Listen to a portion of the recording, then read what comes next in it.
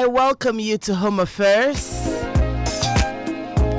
And on our show today, we're showing you a different kind of love. A very important, critical, crucial kind of love. Not your usual, Saturday morning conversations after Valentine's Day. But this is our very special way of saying that we love you, we love our homes, we love our families, and we would like to keep them safe at all times. So welcome aboard to partake in our special Valentine's Day kind of love, or after Valentine's Day kind of love. You haven't experienced this kind of love before, I kid you not.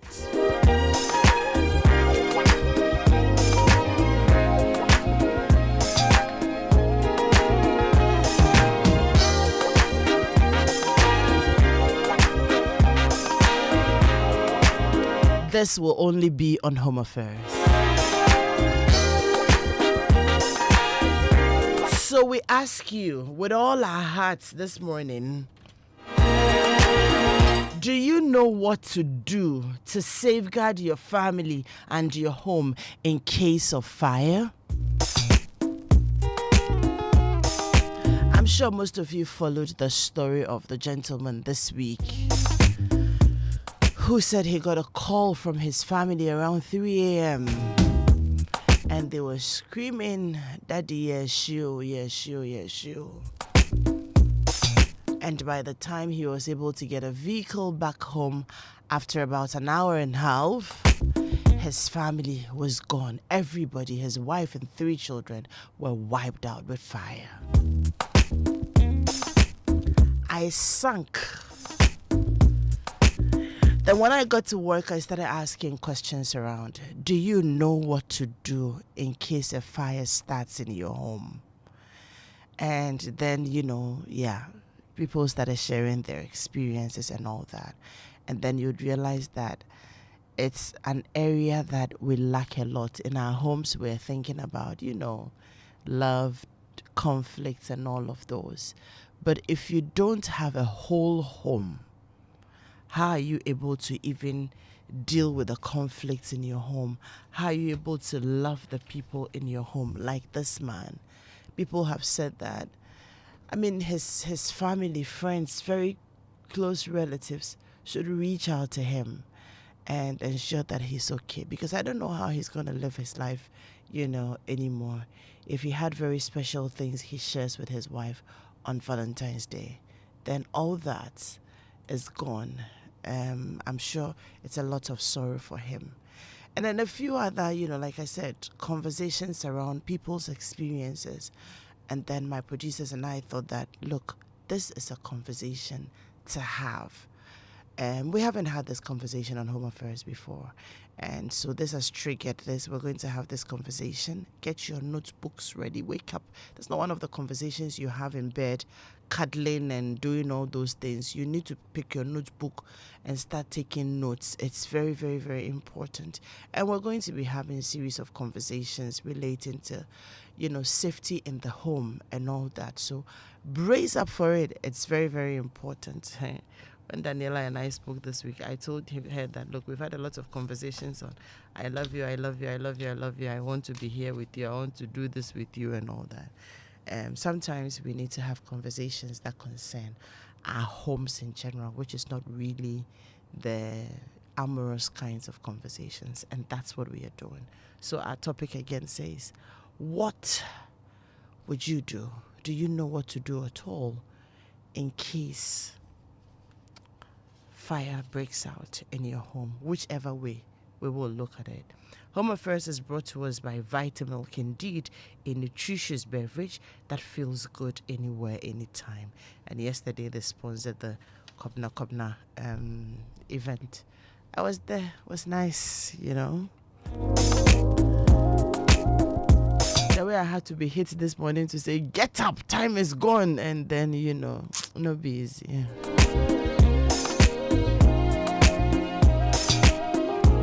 So join in the conversation 055-111-19997. If you have an experience to share with us, 055-1111-997. That's where you should send all your contributions through as well. And we're also streaming on Facebook at Joy997 and on YouTube at Joy997. Our guest this morning is Alex Knight-Tay, Assistant Divisional Officer, Public Relations Department, Ghana National Fire Service Headquarters. I was telling him that I feel so bad seeing him this morning. You know why? He had to wake up and gear up. It's not one of those mornings that, oh yeah, I'm not on duty, so let me just grab something casual. No, he's all geared up like that, nature and everything. And I'm like, oh, officer, did we do this to you this morning? Officer, good morning. Good morning. Thank you very much for joining us. And once again, we apologize. You look good in your outfit, though. Thank you very, very much. We didn't think that we were going to be responsible for you waking up around 5 a.m. and gear up like that. Oh, I am a yaw. Yeah, dear cry. But yeah, this conversation is important. You agree with me that it's a very important conversation we should have, right? Very. It's unfortunately, it's one of the topics that people have always underestimated. People, especially in our part of the world, we seem to find people prioritizing security or being more scared of the thief than they of fire. So this is a long overdue conversation, and especially since it's Valentine's, the perfect gift to give people is life. And once they are safe from fires, then they have life. I totally agree with you. And I think that on our part, we also haven't done well. Like I said, we haven't had this conversation on our show before. I mean, an attempt at it was during December, somewhere last year or 2 years ago, when we were looking at general safety of our homes. And then it came up briefly, but we didn't zero in on it. Now, so we're going into the conversation really very straight, because I'm sure there are lots of questions to ask. And yeah, I'm just going to be doing the questioning, And if you have questions to ask, please help. 055-1111-997. See, don't sit down and say, I'm found. You don't know. So let me start by asking, home fires, how do they usually start? Okay, so we have a lot of different types of fires. So domestic fires are just one of the many other types of fires. Unfortunately, that one is one of the leading, domestic fires are one of the leading fires that we record a lot. So a lot of factors come into play when it comes to domestic fires. It could be as a result of electricity or electrical fault. It could be negligence. Cooking is also another very major factor when it comes to fires, and even kids playing with matches and then other items in the house. Thinking matches are toys, so they end up just lighting the matches, and then when they see the fire, they get fascinated, throw it somewhere, and then they end up starting a fire. Even when people iron and then the light goes off, they forget to sometimes put off they forget to put off the iron, and then once there's any combustible material close by, it can start a fire. So let me first talk about what fire is, so that people better understand it. So there are three things that comes together in its rightful proportion to start a fire. We have heat, fuel, and then heat, fuel, and oxygen. So oxygen is all around us. That's the air we breathe. Also, we have fuel. We are fuel. Even you are fuel. You can burn. I can burn. Fuel is not necessarily gas or petrol. Anything that can burn is fuel. So human beings are fuel. That's how come human beings can burn. And then heat is any little source of heat that, when brought into the equation, can complete the triangle of fire and start a fire. Okay. So that triangle is fuel. You have you said fuel. Oxygen and You have heat. oxygen, and then you have heat. Exactly. And necessarily all these must come together in some form, one form or the other, to produce a fire. Exactly. So once you take out any one of these items, be it oxygen, be it fuel, be Or it the the heat. heat, you are taking out the element that comes together to start a fire. Okay. So that's how come when it comes to we have classes of fires. We have class A, class B, class C, and even D fires. So when you are faced with a fire at home, you have to know the kind of fire that you are dealing with to know the approach to tackle it. Okay. We don't fight just every fire with water. Okay, so we're going to go through all of that. And like I said, this conversation is important because we are basing it on, I like the way I said home fires, and he put it like domestic fires. That makes it even broader. And it's important that you're having this conversation to secure your homes. All the things we go out to go and struggle to bring home, taking care of this, taking care of that, acquiring this, and sometimes painfully, right? Some of the things we go out for, which reason we even neglect our homes and our families, could just be raised down one day when fire starts. So, and I'm surprised people always seem to, as I said earlier, people always seem to prioritize their security more than their safety. Mind you, the thief is someone you can talk to. You can negotiate. You can talk to the thief. You can negotiate with the thief. You can't have a negotiation with fire. Exactly. And You're the thief has a taste. The thief will probably come to the studio. He can't take everything here. He can't probably take out this big screen. He probably just take these speakers and a few things. But the fire doesn't have the luxury of choosing what to take and what not to take. So I believe it's about time people learn to balance their security with their safety. I'll give them more revelations about common mistakes that people do that start fires. Great. So, we have talked about some of the basic things that could start the fires. Electrical faults it's one of them. Negligence, cooking, children playing with flammable items in the house, not switching off, sources of power like irons and all that. Sources of heat, exactly. Gas is also one of them, yeah. Gas. And then we are looking at the triangle, which we say that once you have heat, you have fuel, and then you have oxygen, you are causing a fire one way or the other. Okay, great. So I asked again, now we've looked at these things. Before you get into all the other angles, I'm not sure that this conversation is structured in any way, but one of the things that baffles me is, and these things usually happen, most of the ones we hear, they happen at night. People are asleep, and then you wake up to it, and either you are running away, you get the chance to run away, or like unfortunately happened in this man's case, he was in home and then he lost his whole family. Is there a reason why these things usually happen at night? Well, at night, so we have what we call smoldering. Smoldering is the gradual burning of something. All right. So at night, that's the time that if a fire starts, you are not awake to be able to see it when it starts for you to be able to deal with it. At night also, sometimes you experience a lot of the lights going on and off, power fluctuations. And because you're asleep, you're not able to wake up to even put off you're not even able to wake up to put off your appliances. So it's when you're sleeping that you're most vulnerable. And so that's why, as a service, we always encourage people to get early fire detection systems like smoke detectors at homes, so that the smoke detectors are able to detect smoke when they start, sound an alarm, and draw attention that there's danger somewhere, for you to draw attention that there's danger. And we always encourage people that it's important to tackle the fire at the incipient stage, or when the fire starts at the early stage. When the fire becomes a full-blown developed fire, please don't try. Go out, stay out, and call for help. Go out, stay out, and call for help. Okay, so now let's go through the stages that you wanted us to go through.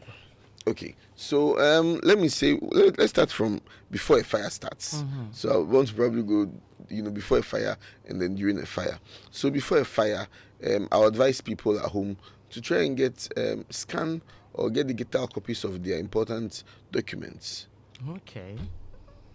People should scan and get digital copies of their important documents like their birth certificates and even their academic certificates. Once you can probably get those copies and then scan them, put them down, and then you have them stored in the cloud somewhere. And then also another thing to do is to practice a fire escape routine with your family at home. Okay. Yes. Well, how do we do that? So it's important that when you gather the kids and just like in a family way, in a fun family way, orient them about what to do when there's fire. Okay, when there's fire, let me jump into this. When there's fire, realize that the smoke goes up, so it's important to stay low. Okay. Most of the time, the smoke ends up killing people even before the fire kills people. Smoke will kill people before the fire kills people because the smoke will get into your nose, your eyes, Lungs. and every opening that's possible, and it will suffocate you. It will make you unstable. You'd end up being unaware of the situation that you find yourself in, and you'd collapse. Once you collapse, the fire can easily engulf you. So because the smoke goes up, it's important to stay low. Okay. So because when there's fire, the room temperature below could be up to 100 degrees, but to the eye or nose level could be up to 600 degrees. Wow. So if you stay up, you're putting yourself in more risk than when you stay low. Okay. So when you stay low and then you drag yourself with your elbow on the floor. On the floor. Exactly. Also, it's important that as part of the routine at home, try and close your eyes, or in the dark, close your eyes and see if you can navigate your way around the house. Okay. Familiarize yourself with your surroundings so that you know that if there's any emergency, you don't need the lights on. That once or even when you're crawling or when the smoke has engulfed the whole place, you know where your room is. Also, it's important to have alternative exits at home. It's important to have alternative exits.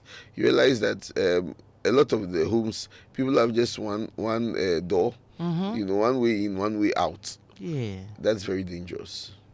Because then if at any point the fire has curtailed your movement to where the other door is. What do you go through? Exactly. And here in Ghana, we find ourselves in a situation where people put burglar proofs in every window. So there's no way that you can even crawl out of your window. Akronfo, you see, they're scared of the Akronfo, but they should be scared about the Ija also.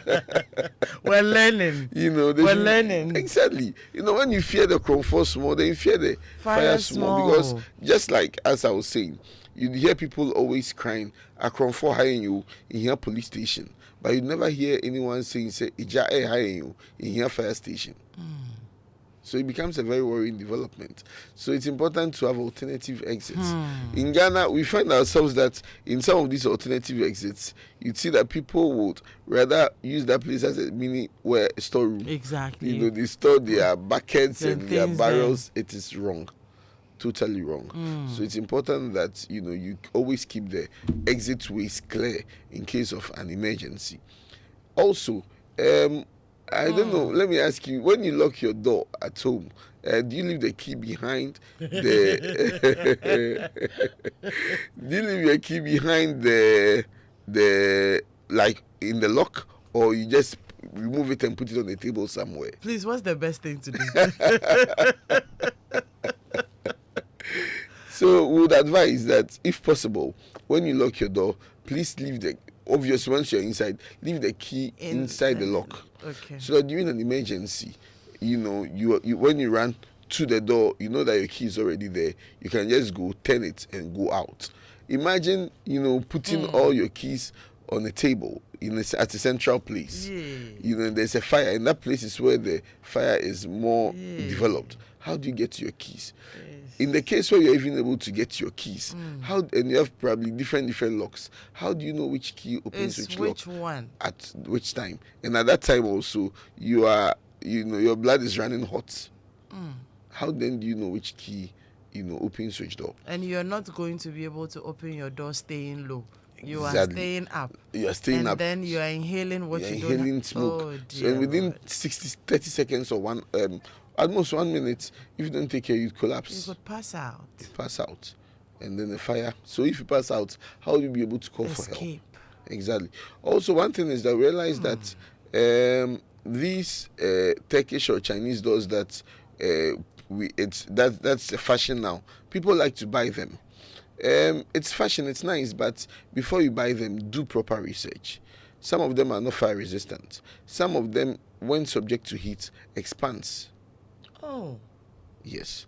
So once it expands, you realize that with every door frame, there's some gap in there that allows for opening. So once they expand or melt, You it can't ends open up it. exactly. You can't You're open trapped it. in. You're trapped in. Ah. You see, so people follow fashion, and then they end up becoming prisoners. From what I've gathered from officers, I think that's almost what happened at the Kumasi. They had one of these Chinese doors. That's why they couldn't come out. Oh, They my were trapped questions inside. are being answered now. You know. Because I am wondering, like, are you not able to run out? You're trapped in. You're trapped Oh, in. Jesus, that could be one of the most painful. I get it. And also, people most of the time will, as I said, still be prioritizing the thief. So the burglar proofs they use. We have other types of burglar proofs that you can use. We have the collapsible burglar proof, where you can just open it and close it. People would say that, hey, na me esa konfo no, ni saka padlock na obit me you. But you see, think about your security first. Once you have the collapsible burglar proof, in the case where maybe both exits are curtailed or are blocked, you can even use the window to be able to go out and then call for help. When you see fire also, it's important. So you advise the collapsible ones? The collapsible ones. Okay. That's better. So that in case if probably you're in your room and the hall is on fire and you can't go out through the hall, you can just open the collapsible burglar proof and then go out through the window and then stay safe. And so we advise people that once you are able to close your eyes or in the dark, you're able to navigate your way through. It's important. Also, when with your kids, as part of the fire drills, memorize the fire safety numbers. People will say, "Afraid fire service are omomba." Not that yembao, but the kind of calls you receive every day will blow your mind. Okay, and when people call me because they know a fire service officer, they'll be like, "Oh, Alex, EJB show me few." If you tell me, I can't dispatch our officers to come there because I'm not there. You are the one that's there. You know the exact place that the fire is burning. If I call our control room and I tell them, "Oh, there's a fire burning around here," which side exactly? Exactly where? So it's important that as people, because the number that I'll call our control room, that's the same number I'm giving you. That's the same number we've been advertising. And it works. 192 112 or 0302 772 446.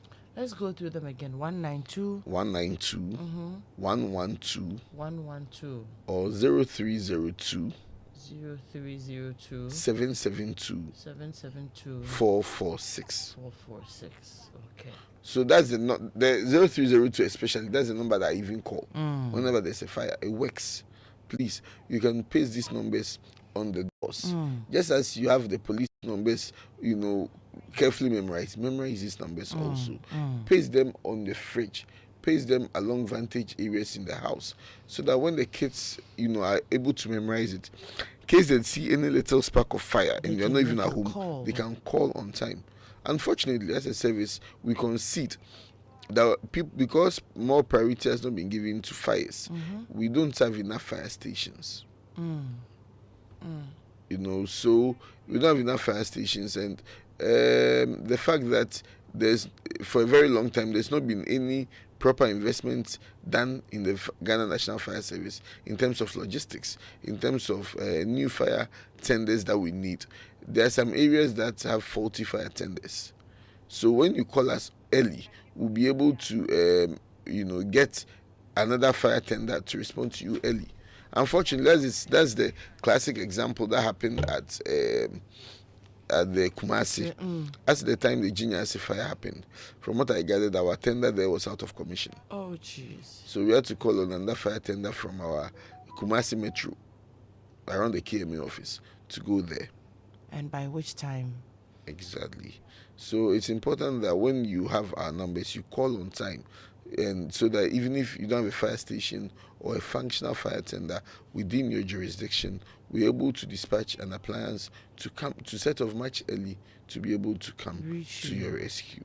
So once you have these fire drills with the children, it helps you know. And so when you are home and the fire started, before you open the door, please feel the doorknob or the door and see if it's very hot. If it's very hot, don't open it. If you feel the doorknob and it's very hot, please don't open it. How so? Because it means that once it's very hot, it means it's a fully developed fire. Once you open it, you are increasing or you're inviting more oxygen, and then it will end up blowing you off, and then it can really spread the fire. Oh. So when you feel it and it's very, very hot, please find an alternative exit.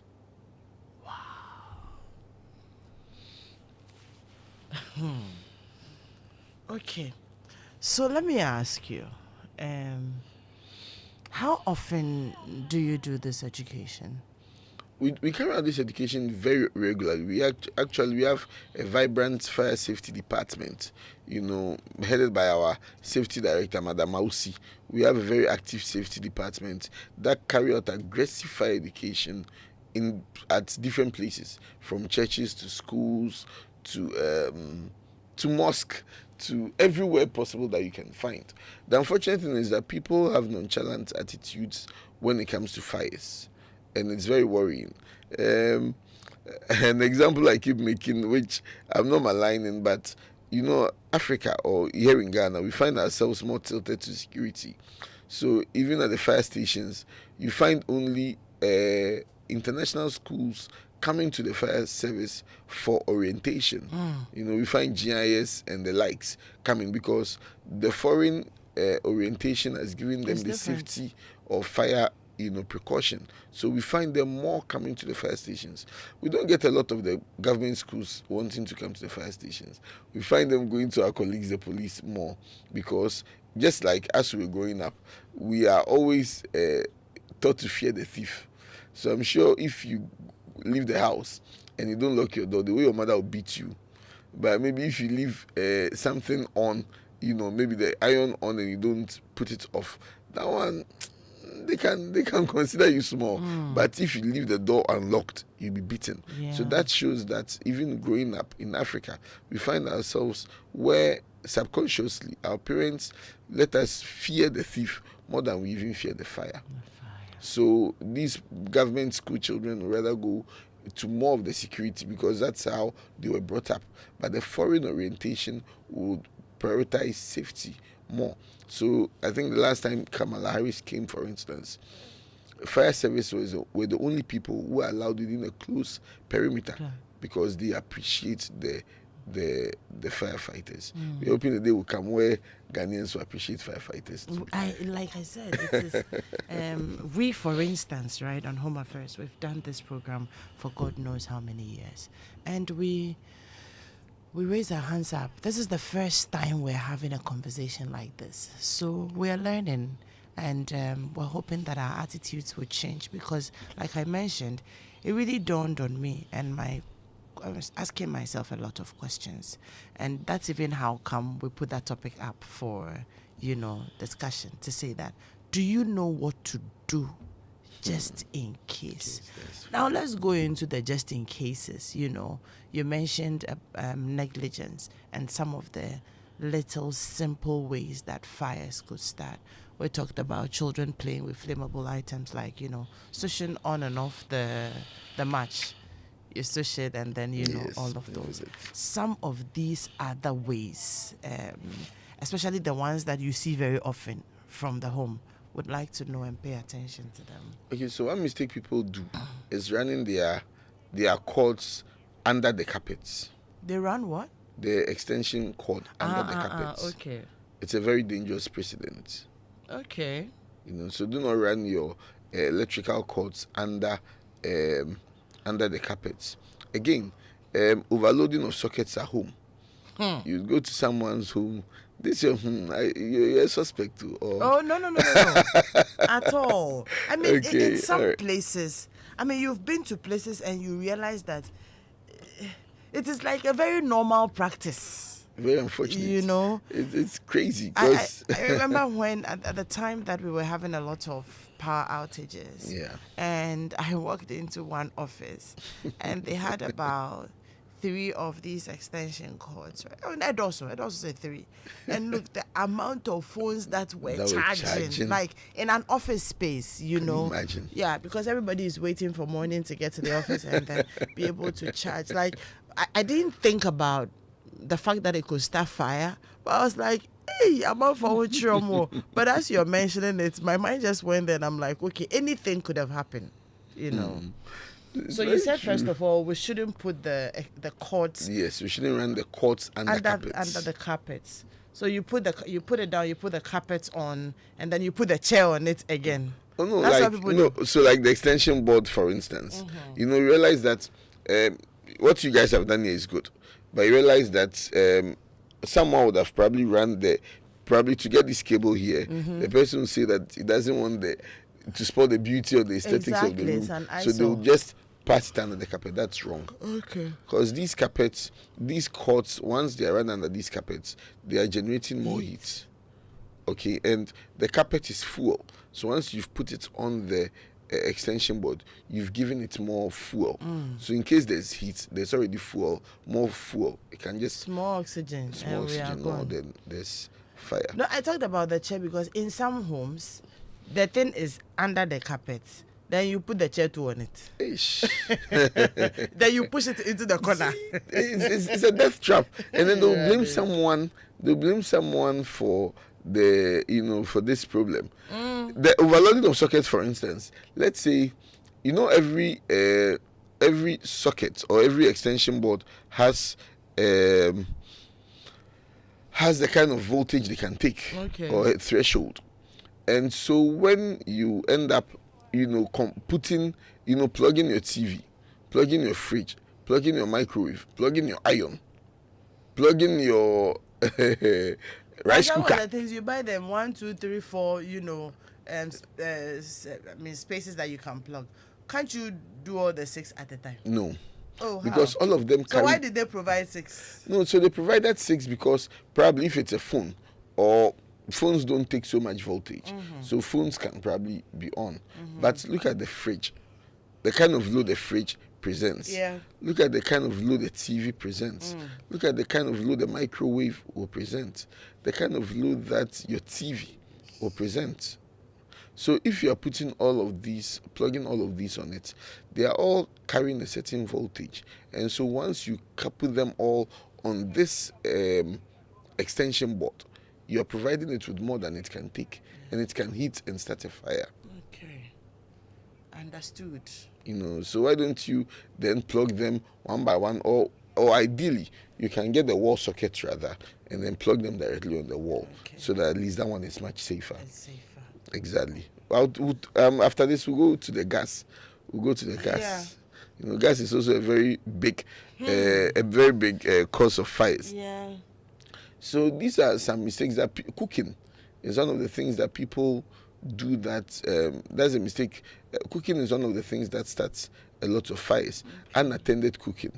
Someone will be cooking and then we'll get a call, and then we'll leave the fire, on, and go to the hall, pick the call, and probably after picking the call, and come on any day. So the person will decide to be there, exactly, and it can start a fire. As I said, we can't fight every fire with water. So let's make an example. You realize that when you want to fry your cocoa, when you put it in the water, exactly. So imagine a fire. So imagine a fire where there's a lot of oil, and then you go and pour water on it. Exactly. So when our officers get to a scene, people will say, "Hey, I'm for my bomb fancyamba." Not that I'm fancyamba, but exactly, we have to study the kind of fire we are dealing with. If it's an electric fire at home, so exactly, so even if when you're at home, my mind is just going on. It means that they don't trust you people. No, you see, but if they don't trust us, then why? So why did they even call? Exactly. God. You see, when we get to a scene, we do an assessment. And before you start fighting. Before we start fighting a fire, we have to know if it's an electric fire.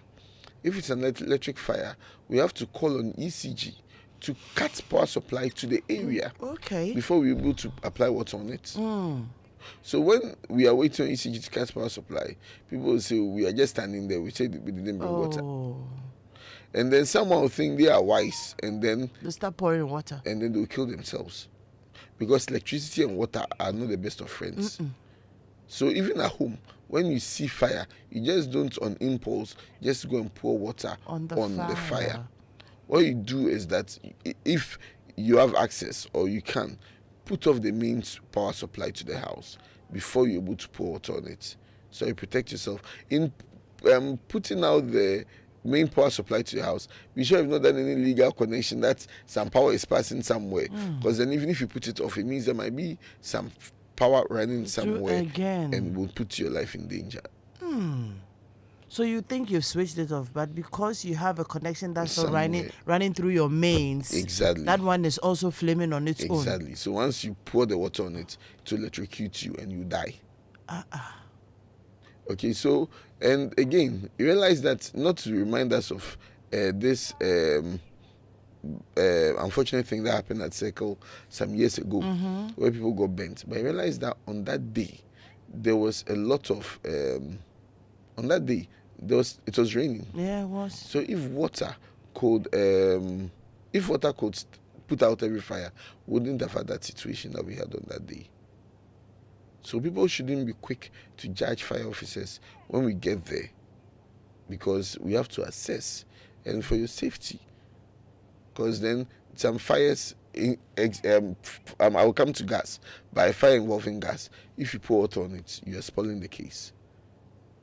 A fire involving petroleum, when you pour water on it, you are spoiling the case. So it's important that people learn and then tend to trust the fire service to do our work. Okay. I'm still interested, before we get to the gas, I'm still interested in a few more of the common mistakes, in the house, if you still have a few more to share with us. Okay, so again, proper housekeeping prevents fires. Okay. When you have cobwebs, cobwebs in the house can spread fire. I didn't know that. Yes. Cobwebs in the house can spread fire. They are cobwebs? Yes. Okay. Cobwebs. How so? Cobwebs are highly inflammable. And you realize that they fall off. So if they catch fire, they can easily just fall off and then fall on the ground and start a fire. Wow. Cobwebs can start fires. So it's important that you maintain proper housekeeping. We have what we call spontaneous ignition. Spontaneous ignition is where, without any provocation, a fire can just start on its own. That one is spiritual. It's not spiritual. It's not spiritual at all. But that's what most of us will say. Unfortunately, you see, someone would probably have a small room. You said it's called spontaneous what? Ignition. Someone can have a very small room and pack it with a lot of combustible materials, a lot of boxes, and then a lot of materials. And then to worsen it, the person might probably keep a fuel in a gallon over there. The person's gas is there. Exactly. The cylinder is there. The cylinder too is there. And the person would have probably just closed the door. So there's no room for ventilation within the room. So once there's an accumulation of heat within the room like this, it could set off a fire. And people will say spiritual. It's not spiritual. Spiritual. Even with the Kantamantu fire, for instance, when we went, we've been carrying out night patrols at the various markets. One of my mates who went there sent me videos of anomalies they've seen, even after they are reconstructing. People have done illegal connections there and have passed the cables through, like passed a very long cable with their extension board on, put it in a showcase full of wires, and have left it and gone home. So if it starts a fire, then they'll say fire service for every ship it. Oh. You see, so I always tell people that before you criticize, check yourself, check what you're doing right and what you're not doing right, to be able to stay safe. Please keep children away from the kitchen. Okay. Keep children away from the kitchen. If you have a kitchen where you can lock the kitchen, please lock the kitchen and keep the kids out. Again, with the matches, as I said, if possible, keep the matches away from the reach of children, because once you keep these matches closer, the kids can easily get access to it and play with it. So now let me gear to the gas. Since there are things that you're talking about things that people do that they don't know can start a fire. Yeah. Yes, the gas is one of the things. I wouldn't want to put you on the spot again, but a lot of people tend to keep their gas cylinders inside their kitchen. Oh, I have never done that. God bless you.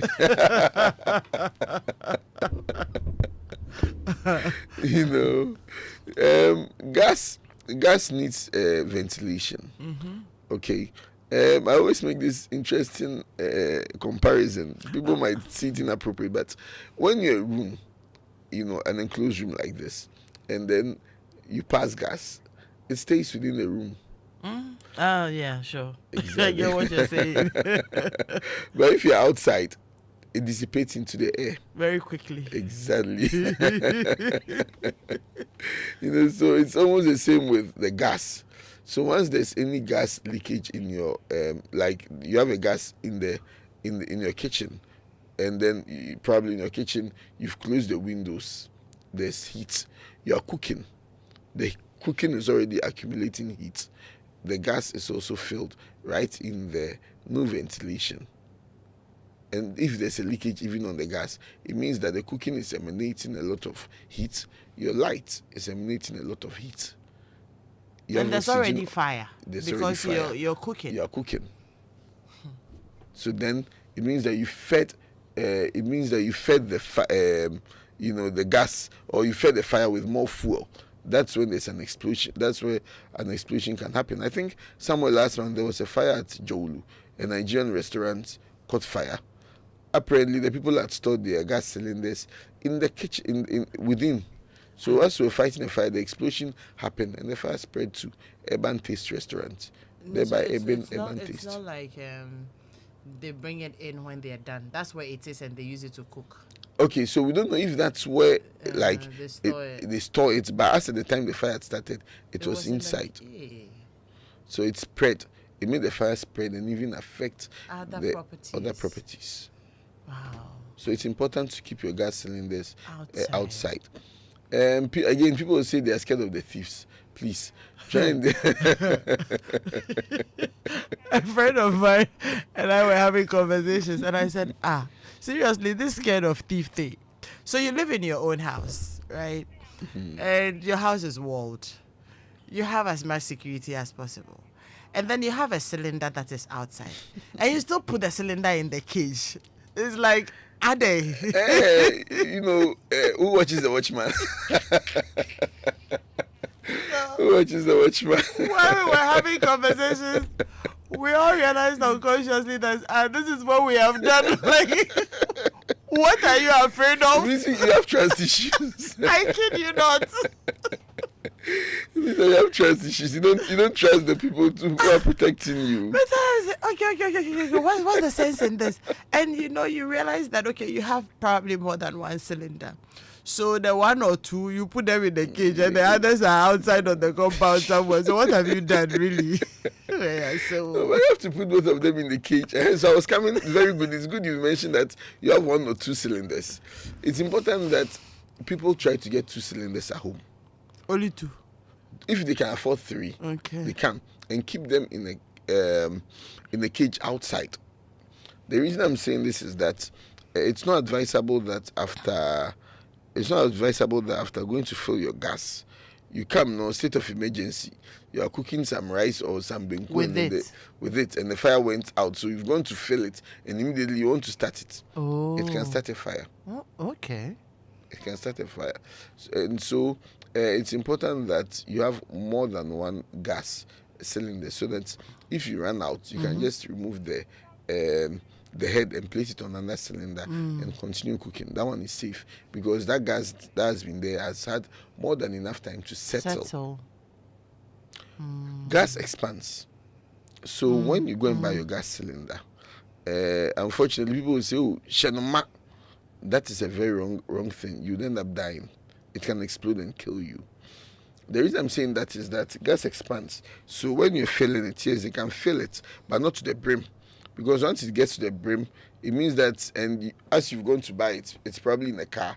The car has been hitting potholes, the dangling, boom, boom, boom, boom, boom, boom. If you are not even using a car, you'd have probably carried it on your head. And then as you carry it, it's shaking. So it's expanding. So if there's no room for expansion, it will explode. If there's no room for expansion, it will explode. So it's important that you don't let them fill it to the brim. You leave at least some room for expansion, and then when you get home, you leave it for about 30 minutes to 1 hour for it to settle before you start using it. The people who fill the gas, do they know this? They know this. That's Yet why when people go and say you should fill it to the brim, they do. So it's up to you, the person, to have this knowledge and then not tell them, because some of them they know, but ignorance. Some might also not know it. Not everybody might know it. So it's important that you are the one in danger. You are the one trying to protect your life. Once you are armed with this knowledge, you'll be able to demand, for the right thing to be done. So yes, that's so those are some of the. And okay, so one other thing I would like to mention is that if you enter your kitchen and you see or you smell gas leakage, please do not put on the lights in your kitchen. I'll repeat: if you enter your kitchen and you smell gas, do not put on the lights in your kitchen. Okay. If you enter and you smell gas and the light is already on, do not try to put the lights off. So let me explain. As I earlier said, 3 things come together to start fires. That's heat, oxygen, and fuel. So as the time you enter your kitchen, you already have oxygen is all around us. So once the gas is leaking, any little source of heat introduced into the equation can start a fire. I'm sure a lot of you would know that even if your phone touch light is in your pocket, it gives a very burning sensation. It carries a certain level of heat. So that again, I'll go back to why it's important to close your eyes and familiarize yourself with your surroundings. So if you smell heat, if you smell gas in your kitchen, do not put on the lights. At least in the dark, just navigate, open the window for more ventilation, and then turn off the gas knob. And then also, if you see your gas leaking, if you see a fire from your gas, use a fire extinguisher. In the absence of a fire extinguisher, if you can get a wet blanket, if you can get a very big blanket, wet the blanket and put it over the fire. It will then deprive the fire of oxygen that would have otherwise made the fire worse. Okay. This is I think we will have to be going through this every once in a while, because it's really very important information we are putting out there today. Let me see some of the messages that have come through. We have questions to share with you. Okay, this one says that, good morning, Edem. For me, I keep a more hammer next to my bed. I've had this for 12 years. I have done this Wow. to break my wall in case there is fire at the house to exit. Would you advise that? Well, it's not bad. Anything to keep you safe. Anything. So at least once he's thinking about the exit. So it's good. But I think moving forward, in case the fire has already started and the smoke has already made you weak, how then would you find the strength to use the move hammer? So I think the alternative exit is something that you should look at as a much better alternative. Okay, great. Now, this one says the best thing to do in an emergency situation is remaining calm in an emergency situation is the first and most critical step to take. And this is from Niai. Sometimes in that, But it's state of frenzy. But what he said is very true. Remaining calm is the best. Because if you're agitated, you can't think straight. Yeah. There are some things that you might make a mistake. So yeah, it's important to remain calm.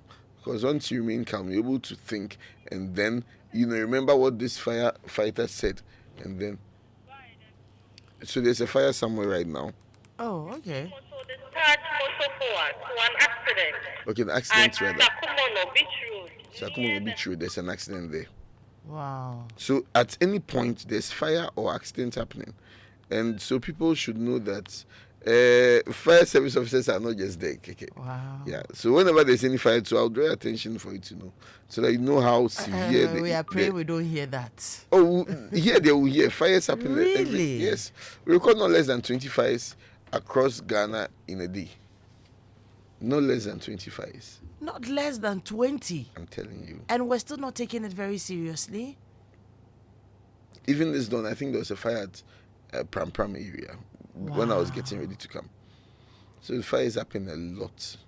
So it's about time people, put pressure. And you see, people don't really value fires. Look at a big area like Dome Kwabenya, Taifa, Ashoman, Achimota. There's no fire station. East Legon, Ajengano. There's no fire station within that area. Are you serious? I'm serious. Hey. So if you stay at Ashoman Estate and there's fire, the plans will move from Medina Reds Junction to come to Ashoman Estate. And it's from the same Reese Junction towards the how about Adenta? Adenta has a fire tender. And so that's so Adenta and Reese Junction, that's the one that serves the East Legon, Adringana areas as well. Yes. Depending on the University of Ghana. University of Ghana campus has a fire. Yes, it has has a fire station there. Yeah, it has a fire But you can station. imagine the distance. Yeah. I believe the fire station goes as far as Odoko Official Town, La Paz, mile 7 to fight fires. Abelenkwe. Yes.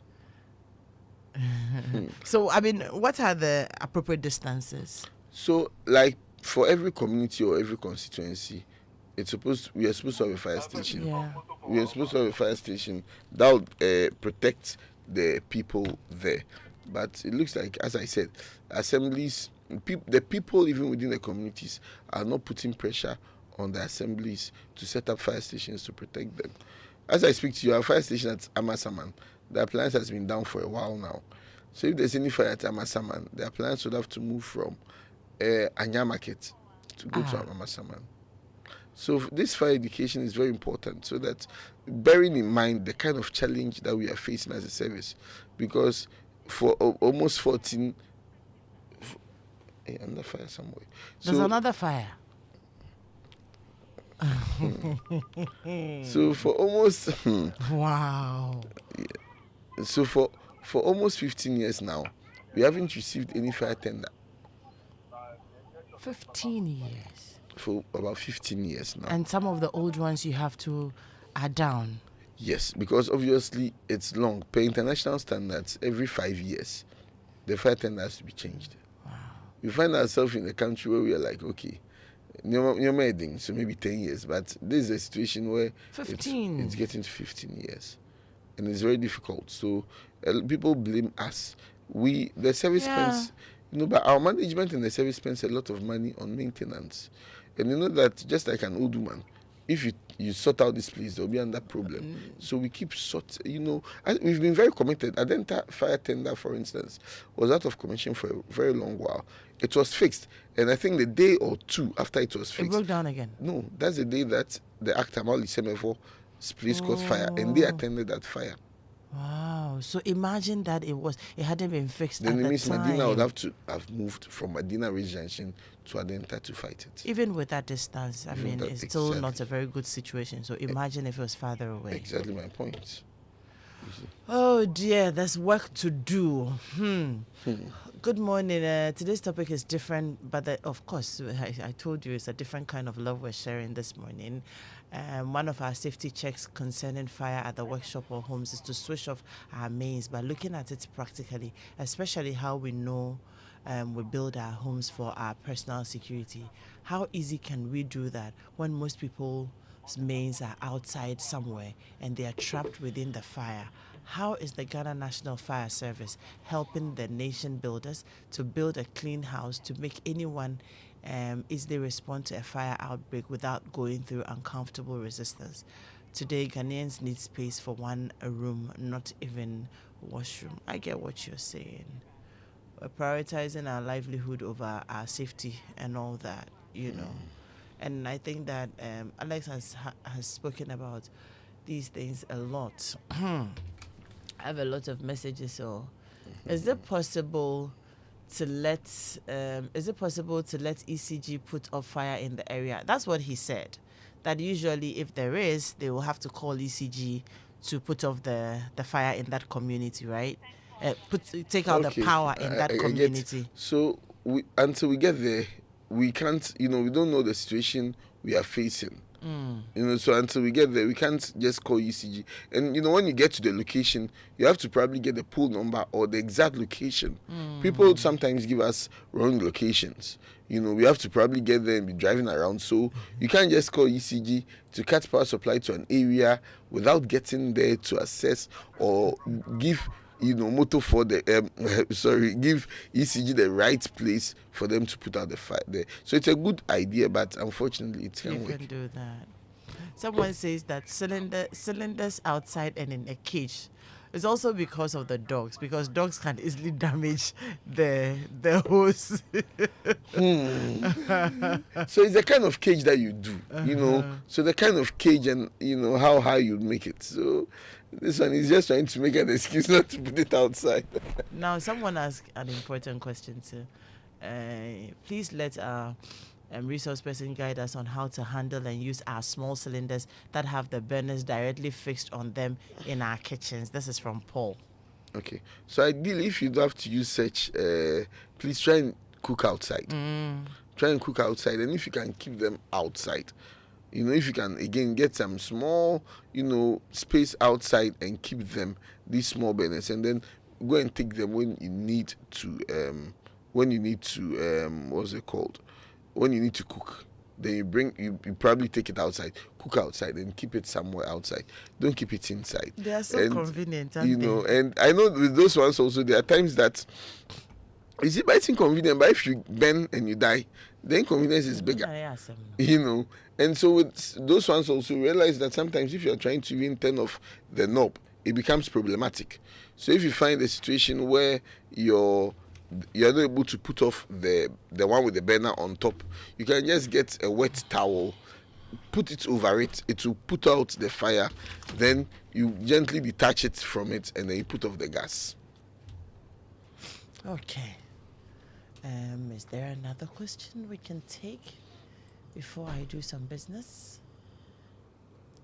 The questions are pouring in. People are finding this topic interesting. No, like I said, this is our Valentine gift to our, this one says, I did not read your message. Let me look for your message. Is it possible to let the ECG put off the power in the area just as they move from their office? Okay, so he answered that, right? Yes. He answered that. I answered that one. Yeah. And good morning to my resource person. Kindly ask him if your way engulfed in fire If your way to the main switch is engulfed with fire, what do you do? Okay, all right. Okay, so if it's engulfed in fire, please just call for help. Call for help, and then, or as you call the fire service, if you have the ECG's call center number, call ECG and tell them that there's a fire at your house and you're trying to put off your meter. And then I'm sure they can put off the as the other person had rightfully suggested that we can let ECG cut power supply before we get there. As an affected person, if you see that the fire is burning where your main switch is, you can call, after you've called us, call on ECG to cut power supply to your area, so that by the time we get there, the power will be out, so that we can be able to serve you better. Okay, so we can also call ECG to do that whilst we wait for you. Exactly. Okay. Someone says that their cylinder is 6 kg, and it's the one we are talking about. You have the burner directly on top of it. Okay.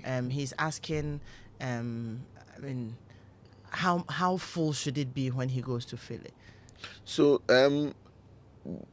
just okay. So they have the standards that they fill. But then you find people telling that, oh, Febi count na say my pana, Nancy boy thing. There's the people filling it know the extent that it has to go. But it's when people insist that they want it more, that is when the problem comes. So with the 6 kg, they have the prices there, and I'm sure they're being economical. They wouldn't want to give you more than necessary. So yeah, with the 6 kg, if you want to stay safe, you can tell them to give you 5 kg, okay, so that reduce it by 1 kilogram, just to be on the safer side. Okay. For those of us who have no way of putting a cylinder outside due to how the kitchen has been built, what do we do? That's an interesting one. So if you find yourself in that situation where try and keep the kitchen ventilated. Okay. If you find yourself in that difficult situation, keep the kitchen well ventilated. Keep your windows opened, and make sure that there's enough ventilation in there. That can help. Would you rather advise such people use electric cookers? Yeah, I've seen people using electric cookers. Is it better than the gas cylinders in this situation?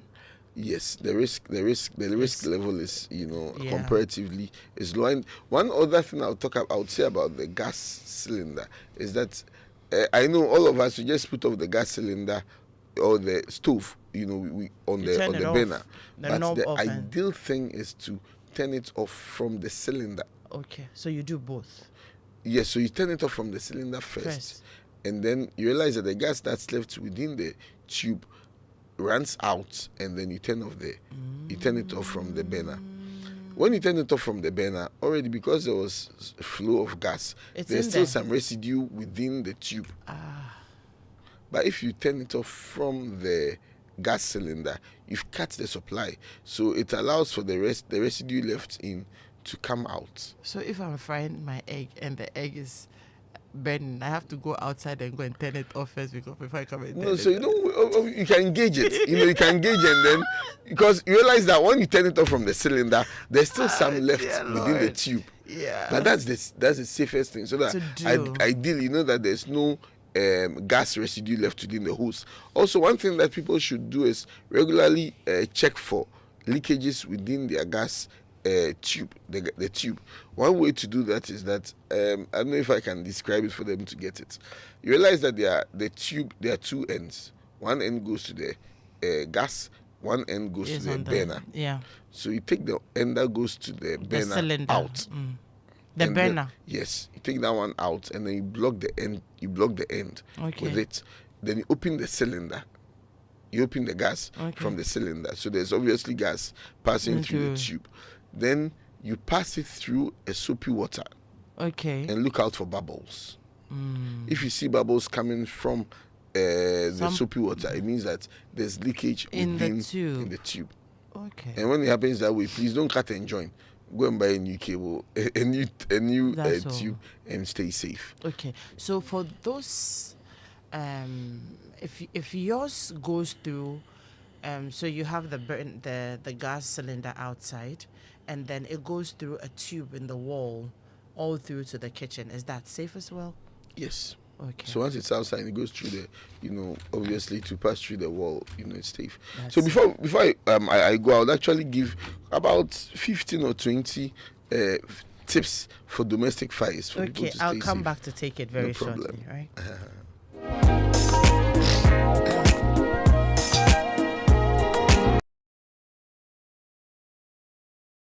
Valentine's gift to you and ourselves.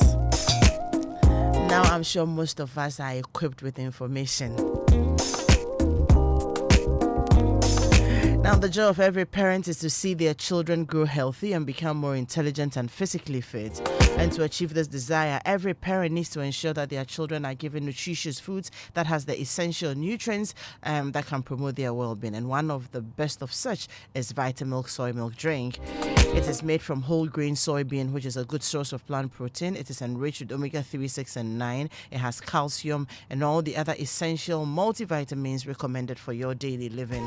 Vitamilk has no artificial coloring, no artificial flavorings, and no preservatives. And for over 20 years in Ghana, Vitamilk still remains the number one in quality, in taste, and it is also very reliable. Choose Vitamilk Champ for your children because the protein, the calcium, and the omega-3, 6, and 9 in there have proven to help your adorable children grow smarter, healthier, and stronger every day. Vitamilk also comes in its regular soy milk drink, Vitamilk, the energy booster with no caffeine. It comes in the chocolate, the banana, the strawberry, and also in the 1 liter Tetra Pak or 250 mils. Vitamilk indeed is a nutritious beverage that feels good anywhere, anytime. And what makes you smile? Is it time with your loved ones, pursuing your passions, or simply enjoying life's little moments? At Pinnacle Life Insurance, we believe that life insurance should do more than just protect your family's financial future. It should also help you live your best life now. Our policies offer comprehensive coverage, living benefits, and rewards to help you make the most of today, because we think of wealth differently. At Pinnacle Life Insurance, we provide solutions that give you more for your smile, more time, more freedom, and more joy. You want to call them on 0501 451 400. Number again is 0501 451 400. Or you can visit pinnaclelifeinsurance.com.gh. Pinnacle Life Insurance, more for your smile.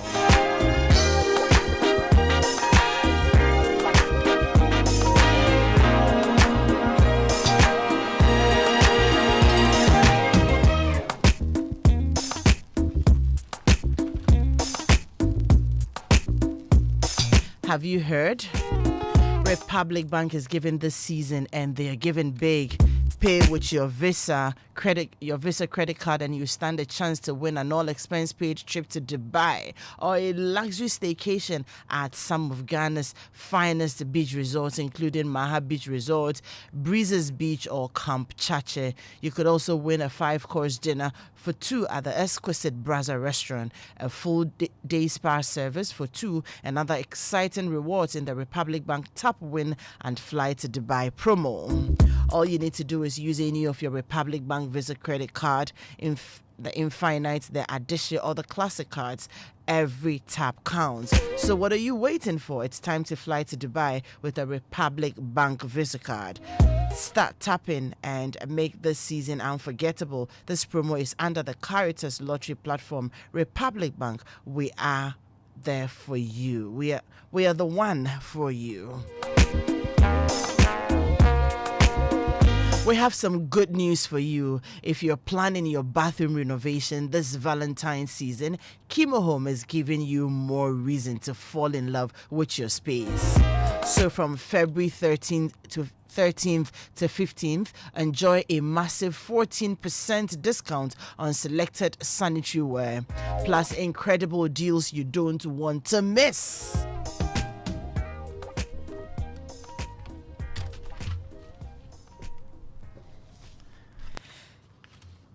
from February 13th, I told you that, to the 15th, enjoy a massive 14% discount on selected sanitary ware, plus incredible deals you don't want to miss. Upgrade your bathroom with quality, style, and expertise only at Kimo Home. Visit their showroom on the Spinters Road near Manette Junction. And the period again is from the 10th through to the 15th. So it's ending today. If you haven't taken advantage of it, please start running already. Otherwise, you will miss it. So we're going to go back quickly to our resource person who is going to give us, you said 20 tips, and I'm sure that those tips, we're going to do them in very quick succession, so that we're able to make way in time for the next show.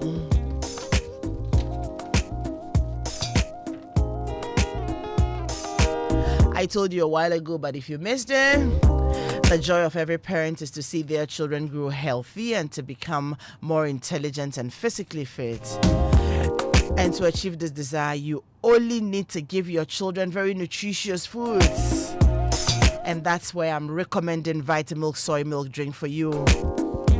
It has omega-3, 6, and 9. It's a good source of plant protein, and it has multivitamins that are recommended for your daily living. It has no artificial flavorings, no colorings, and no preservatives. So why don't you choose the Vitamilk Champ for your children? Because the protein, the calcium, the omega-3, 6, and 9 in there have all proven to help your adorable children grow smarter, healthier, and stronger every day.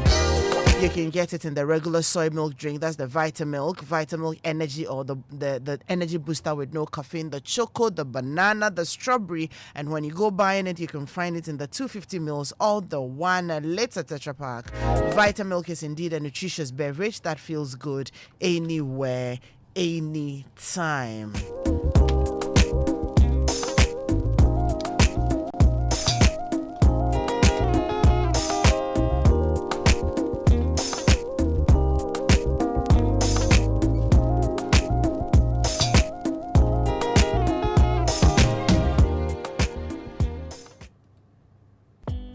Hello, Ohima.